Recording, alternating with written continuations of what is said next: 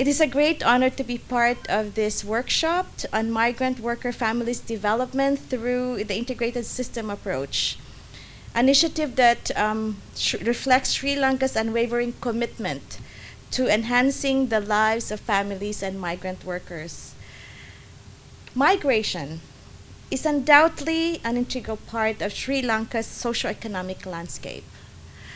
There's about 1.7 million Sri Lankans working abroad, and more specifically in the Middle East. In 2004 alone, migrant workers remitted approximately 6.57 million US dollar. This has supported in expediting Sri Lanka's socio-economic revival. With these contributions come an integral responsibility of protecting migrants and championing the development. A stronger framework to protect both migrants and their families are vital, and policies that promote skilled labor to address labor gaps in the domestic sector need to be crafted and implemented.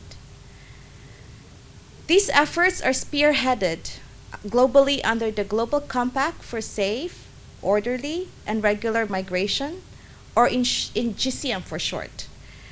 The GCM was adopted by the United Nations in 2018 to guide international cooperation on migration, and IOM as its secretariat and coordinator.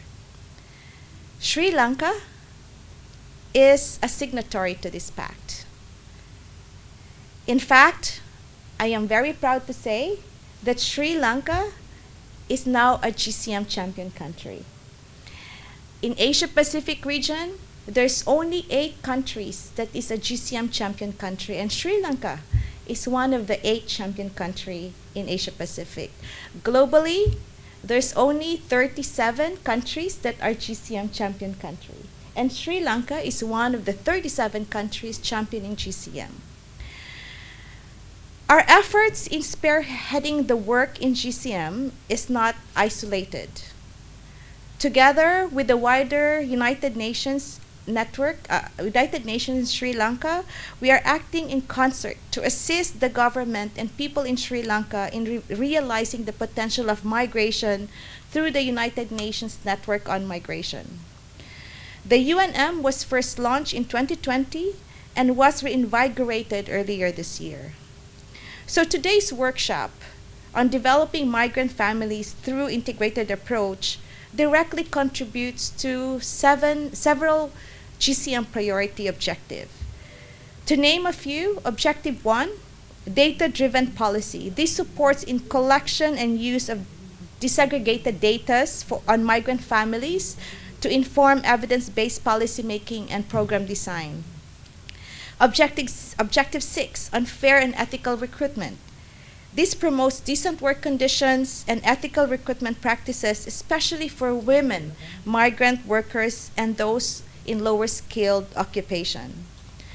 Objective 7, reduce vulnerabilities in migration. This addresses the risk faced by migrant families, including those left behind, and promotes protective measures throughout the migration cycle. Objective 10, on preventing combating trafficking. This protects migrant families from exploitation and trafficking. Objective 16, empower migrants and societies to realize full inclusion and social cohesion.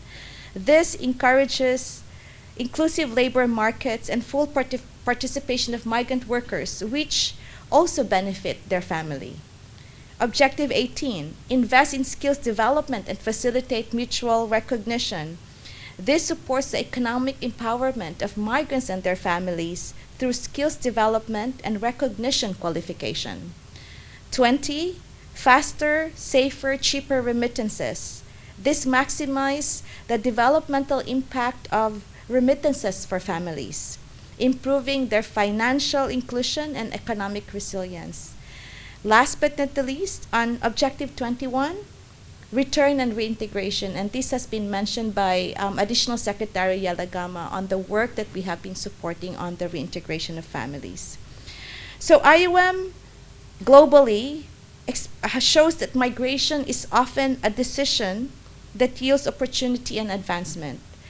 So to catalyze all these positives, just to name a few, IOM works very closely with its member state, for example, here in Sri Lanka, on community engagement through the Migrant Resource Center, communities and families to have access to information on safe migration, remittance management, how to lower remittance for the migrant so that this will also gain more support and benefit to the families. And then the reintegration support, this offers skills training, financial inclusion, and literacy entrepreneurship.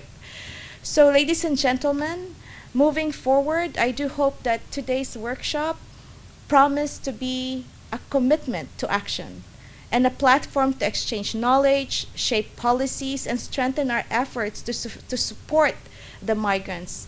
And not just only migrants, but we need to look at the most important part of migrants, the families left behind.